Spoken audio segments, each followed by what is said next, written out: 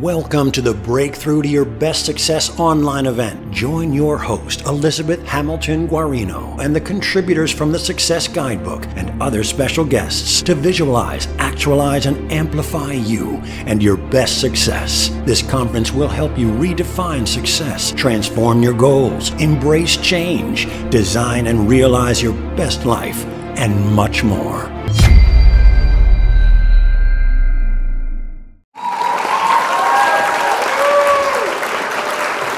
Welcome back, everybody, to the Breakthrough to Your Best Success conference here, celebrating the launch of the Success Guidebook. I've got the fabulous Tina Sloan with us. Oh my God, 26 years on the guiding light. We're so excited to have you. She's in the book right here, page, 163.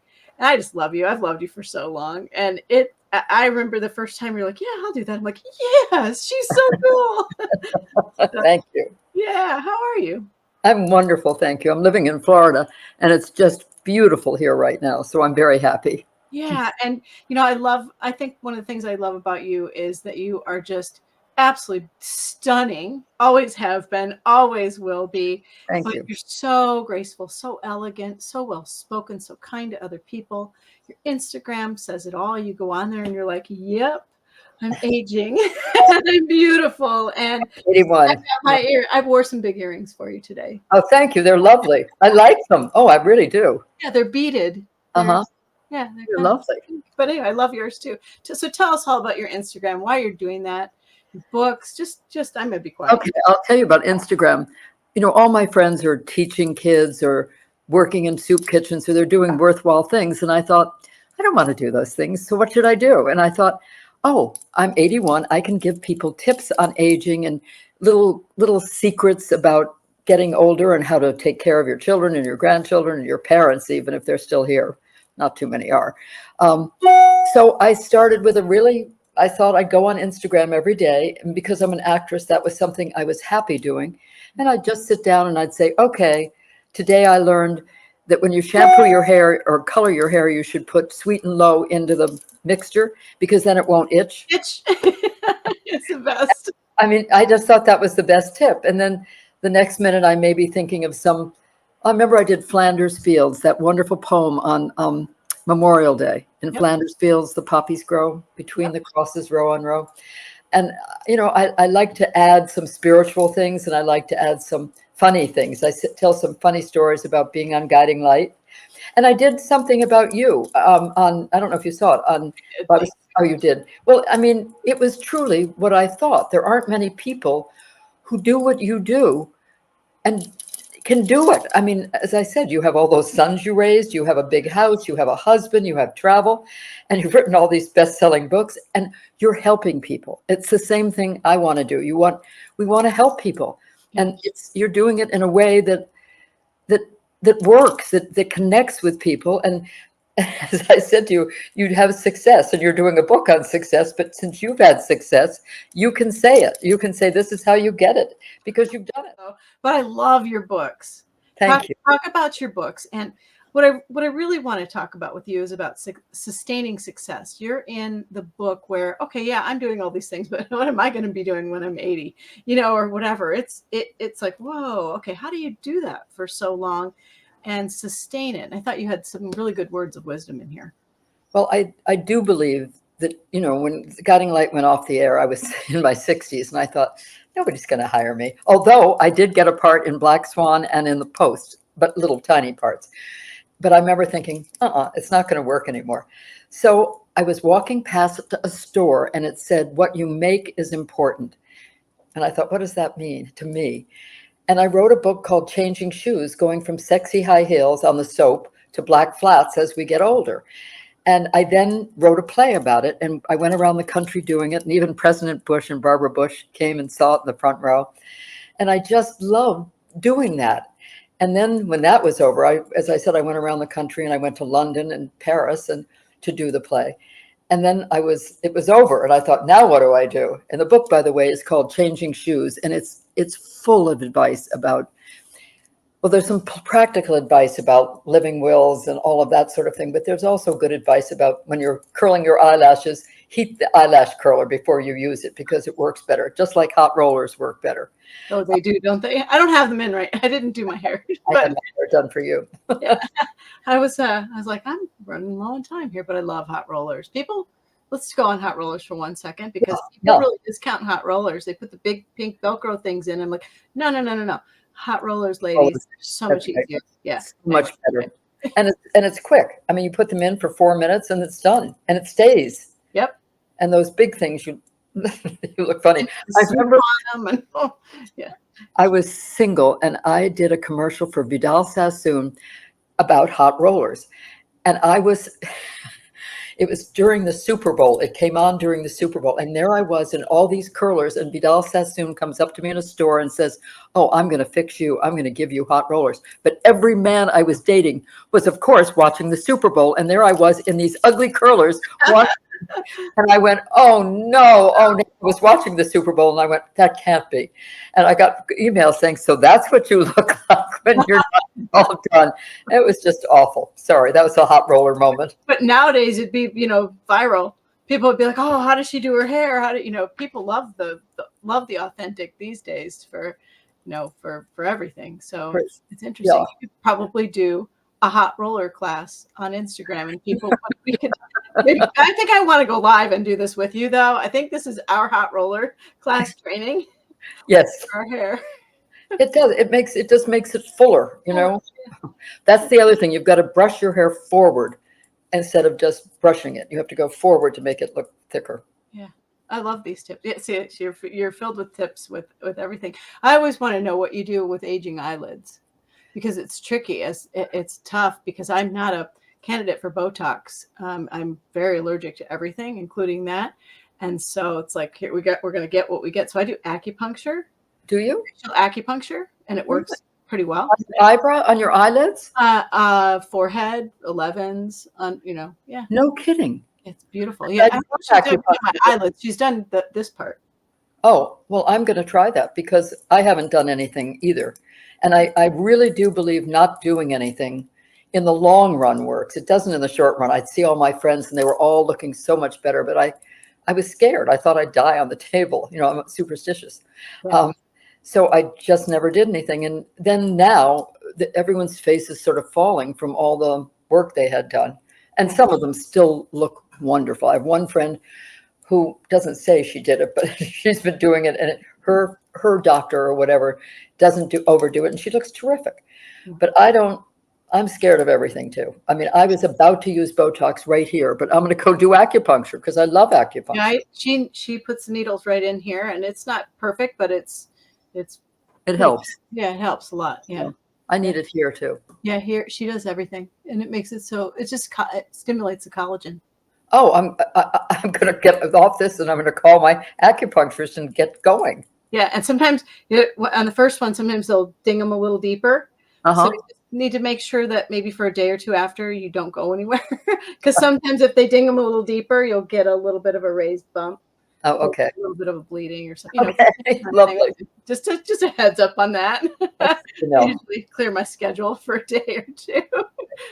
Well, you and I can stay home and write. That's easy to clear our schedule. Yeah, absolutely. So, so I want everybody to just make sure they go to your Instagram, especially all of us, in our 40s, 50s, 60s, 70s, and so forth. It's a wealth of information.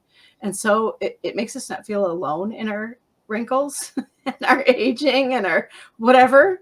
Well, I did one the other day about crepey arms. Now, I never took care of my arms. I took care of my face. I always wore stuff on my face, but I never did the rubbing in of moisturizer. My friends that did that, I warn everybody in their 30s and 40s and 50s, start doing that right away because I have crepey arms now. And there's nothing I can do about them except admit it and wear long sleeves blouses. Have you ever tried crepey race? I tried it. But it did not work. It's too late. No, it didn't work. And it's interesting. I did it on Instagram. I said, I'm going to try crepe erase for a month on one arm and the other arm, I'm not going to do it. And at the end, the only thing that was different is crepe erase was tanner, orangey tan, but tanner. Oh, well, tanning covers your wrinkles, but it really didn't. I mean, the wrinkles were still there. Yeah. But I think if I'd started like people that I know started in their 40s, their arms are great. I mean, start and do all your exercises. I didn't do those either. I'm head to toe crepe erased as well. It's a good idea. My friend Kim Parrish does all the ads for it, and then Jane Seymour is in our magazine for it. Yes, she So they're does a it. sponsor of ours, and I love them. So yeah, I'm always dipping my elbows in crepe erase, my For knees. you. I wish I'd known this 20, 30, 40 years ago. I I would, didn't know it existed. I don't know. but even just putting moisturizer on Oh your yeah. arms all the time and on your legs, it makes such a difference. Sometimes I'll go for about 4 or 5 days and I do it, and then I forget for about 4 or 5 weeks. So it doesn't really pay off. Yeah. So tell me, why is all this important? Why what? Why is all of this that we're talking about so important? Oh, I think you feel better when you look at yourself in the mirror. I did one yesterday on posture. Yep. And because as you get older, people get hunched up, and you should stand straight and stand tall and be proud. And I think when you walk past a mirror and see yourself standing up and you have your makeup on, I put mine on first thing before I go for my walk in the morning, and you brush your hair and you look good. You feel better. I don't think it's vanity at all. I think, and it only takes 10 minutes to put makeup on. Yeah. Probably not even that if you know how to do it fast. I mean, being in a soap opera for all those years, I know how to do it fast. Yeah. I mean, I used to watch them and think, oh boy. I mean, they could spend an hour doing your face, but that was, we were gossiping. Yeah. I always wonder that. I'm like, why does that take 2 hours to do that? I'm like, I always think I must not be doing this right. It literally takes me 10 minutes to get ready. The hot rollers go in and do, and off we go. Well, we know our faces too, and a makeup artist doesn't always know your face, and they have different colors they're putting on your eyebrows. I just go as you do. Yeah, same things, and all this new makeup can come out, and I'm like, I got the same things that I use over and over and over again. Me too. And I throw out a lot of the stuff that I bought and just think I can't use it, so I'm not going to use it. Yeah. All right, more questions for you. We're going to go to the book. The Success Guidebook helps redefine success for us personally and professionally. How has your perspective of success changed throughout your life? Well, certainly we had a very good friend in London. We went to say goodbye to him because he was dying. He was a friend of my husband's, and he pulled me over and he said, Tina, it's all about family. And that's pretty much his last words. They were his last words to me. And I walked out thinking, this man has been really successful and had fame and fortune, but in the end, he knew it was all about family. So I certainly think as we get older and we have grandchildren, just wait, you're just becoming obsessed. Your children and your grandchildren, your husband, and your good friends, those 2 people you just mentioned, your really close friends are what are most important. And, when I write another book and my friends give me a book party or something, I'm so thrilled that they're involved with it.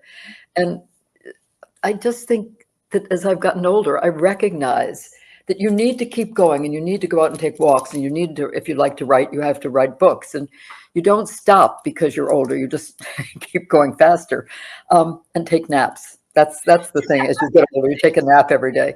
I mean, I stay up till midnight every night, but I have taken a nap at 3 to 4 or 4:30 every day. And so does my husband. We all look at each other about 3 and we go, time. Good night. We go and have a cookie, and then we take a nap. But as I gotten older, I guess when you're young, it's just success. It's just going to the soap and being on it and looking good and wearing great clothes and having great lines to say. But as you get older, you recognize that it's who you come home to that's most important. And you hope that you haven't lost them along the way when you've been out doing movies or out doing television and you've been there 20 hours and you're exhausted and you're grumpy when you come home. And you just have to keep loving them and keep them with you all the time. I mean, it's such a temptation, I think, for actors, or especially for actors, to get involved with who they're working with. And you just don't. You treasure what you have. And as I got older, and when that man said to me, it's all about family, I thought that was one of my great life lessons. Yeah. Did you have an age where you hit like an epiphany about life or anything like that? Was everybody keeps saying, and I kind of think this now that I'm almost 55, like kind of in my 50s, things sort of, it feels like in your 50s, you become a little bit smarter or something.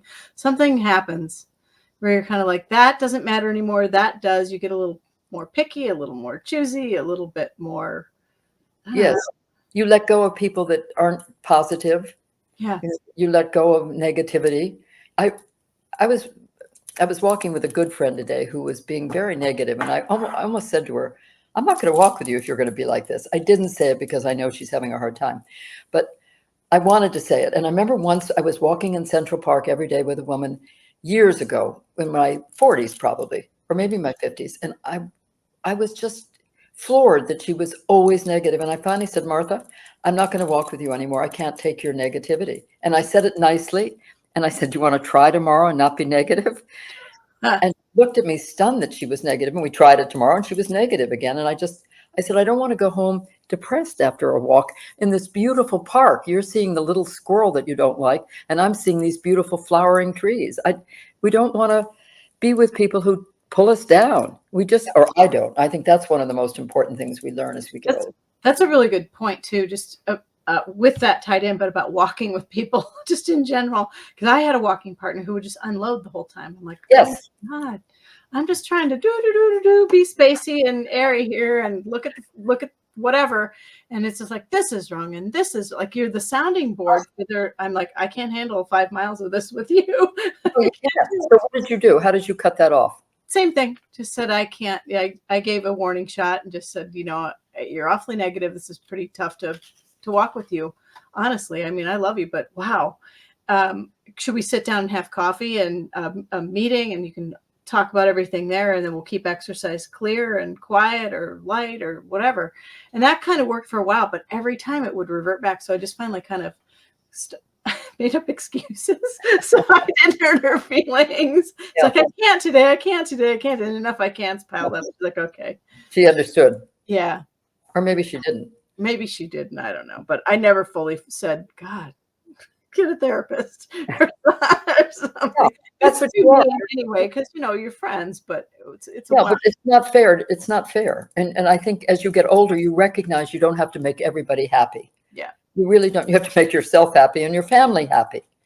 If my son, who never complains, but if he did, I'd listen to him forever, or my grandchildren. But I'm not going to listen to somebody go jump on their husband or whatever. I just don't want to hear it anymore. Well, that's kind of what it was too. I'm like, I don't want la la la la la. I don't want to hear it. Okay. What about when you don't hit a benchmark that you're trying for? Like you miss a goal, or you feel unsuccessful, or you feel like, sometimes I do that with books and things like that. I'm like, oh, this one just is not selling the way I hoped, or whatever. Some of the children's books I got are slower and stuff like that. I'm like, why is it wrong? Is something spelled wrong? Is somebody, you start to like wonder, like, do I suck? And what do you do when you've got that? How do you, I think we covered it really well in the book with all the contributors. I think everybody persevered through, but tell us about you personally. I can remember this was a very negative time in my life. It was when I was in my 60s, just about the early 60s.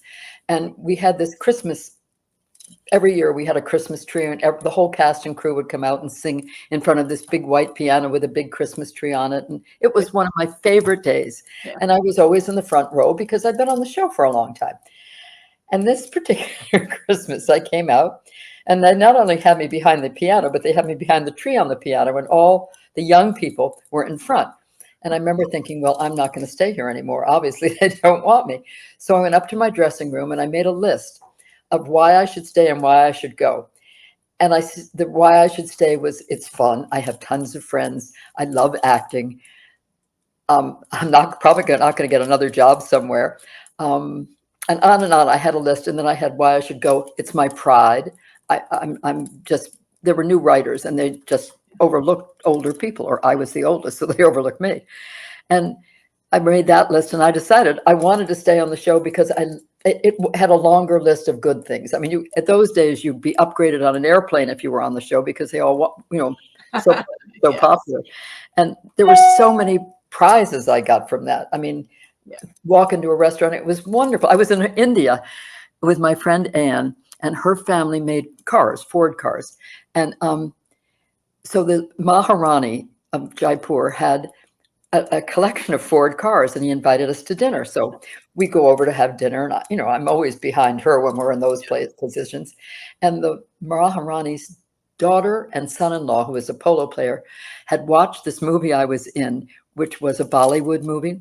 Yeah. And it was called The Guru.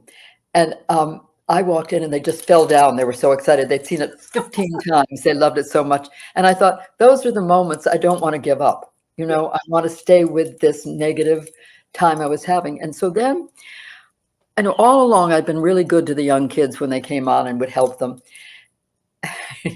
I'd warn them not to get involved with an actor that they're working with, because everybody's happily married, nobody's gotten divorced, but you could see when problems were starting. And I just took it upon myself sometimes to say, be careful, be careful. And one day, oh, I shouldn't tell the story. One day, but I'm going to. One of the actresses, darling young actress, ran into my dressing room and said, "Can I stay with you?" And I said, "Why?" She said, "So-and-so's wife is here." And I said, "Why?" And she said, "Because he stood up in church and admitted we'd had a little thing together." I said, "No, you can't stay in here. It's your own fault. I warned you about it." Out you go. No, I don't know whether she stayed or not, but I said, I told you not to do this." I said, "Why did you do it?" And of course, you're young and he's gorgeous and you're gorgeous and you're kissing making out in the set. So life, you think this is such fun. But she wasn't married, he was. So that was not a good moment. What am I telling? I don't know why I'm telling you that story. No, It's a good one. Good story. Yes. No, but it's about just, we're talking about like, Oh, more of being like behind the Christmas tree. goals and things get in the way, and you're talking about. So anyway, so I stayed. I was friendly with the writers, and I suggested a storyline for myself with this cute young actor, and they did. They put us together, which was wonderful fun, and we had an older couples kissing and whatever, and it was so much fun for me to be involved like that at the age of 65 or whatever it was. And that was toward the end of the show, but by staying, all these good things began to happen for me. So it's I was really devastated by standing behind the Christmas tree, behind the piano in the back row, and then I turned it around. I guess I turned it around by being positive. What do you think about comprehensive success? This idea that sometimes we go for success in one area of our life and blow out all the other areas. I'm a really big fan when people come into my coaching to try and kind of round that out, because I'll see people come in with, they're really successful here, but they don't have the relationship they want, or they have a health crisis or something. Usually they've gone after something and something has flailed miserably in the background and they're trying to catch it. What do you think about that? Is it possible? I'm getting all sorts of different answers to this question. I teach comprehensive success, but I think people can if they're, I watched when our show went off the air, and a lot of people went to California and some became big stars. Now on a daytime show, you're pretty much home and you're with your mate on weekends, where if you're in the theater, you're not, so I saw relationships fall apart because people were never together. But I also saw them on daytime stay together because you are together and really stay together. Nobody got divorced in the 26 years I was on Guiding Light. That says something, But I've certainly seen friends of mine who've gone on to become pretty big stars, and they lose their relationships with their children sometimes because they don't have time. And if you make a choice to stay in a job where you're going to be with your kids and with your mate, that must mean that's very important to you. And if you decide not to, then that thing is less important to you, and it might, unless your mate is really close and doesn't mind you being away, it will stay. You can make these things stay. I remember going to climb Mount Kilimanjaro, and Steve, my husband, is so wonderful. He said, "Go for it," and it was like a month. And I never done something like that, but it was important to me to climb this mountain. I don't know why. And I just think we have to fulfill our dreams. And it's awfully nice if you have someone you're married to or live with that understands you need to fulfill your dreams. And then they're not hurt, and that they're strong enough that they have their dreams and you help them. He liked to go to Scotland and play golf in Ireland. And I said, go for it. Yeah. So you have to give each other some time. But you also want to go after your dreams. I sit here and write. And so I'm not talking to my husband. I'm sitting, this, you're writing, right? Yeah. And they come in and want to chat with you about the college campuses right now, which makes me crazy. And, you're in the middle of a sentence and what do you think of this? You know, my husband will come in and I'll go, but I stop and I listen. Yeah. And I think getting older, you recognize how lucky you are to have a mate that's wonderful, that is on your side. You want to be on their side. Yeah. And that's the only way I think that you can balance those two things. And, you know, some people, I wrote a short story, I'm going to send it to you, called The Rose Tree. And the rose tree, when it starts, is beautiful. And that's just the husband and wife make it beautiful. And then there becomes a branch that's the child tree. And then there's the sports tree. And then there's the work tree. And then there's the in-law tree. And all of these other branches start shading the beautiful rose tree, and it collapses unless you make sure you keep them equally in proportion. Yeah. Oh, I like that. Thank you. I think it's a really good analogy. You have to keep everything in small so that the relationship can live. Yeah. Beautiful. All right. Well, I have loved having you with us here. Thank you very Elizabeth. much for all of your wisdom and joy. Okay. Yeah, so much fun. And thank you for being in the book. And thank you for having me. where would you like people to just go to your Instagram to follow you, or where would you like to send people? No, Instagram, Tina Sloan. Okay. Aging tips. Okay. But if you go to Tina Sloan, you'll see I talk for a minute or 90 seconds in each one and give a tip.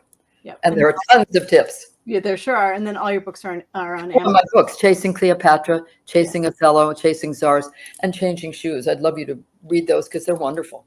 Perfect. All right. All right. Take care, everybody. Thank you, Tina. Thanks for being here.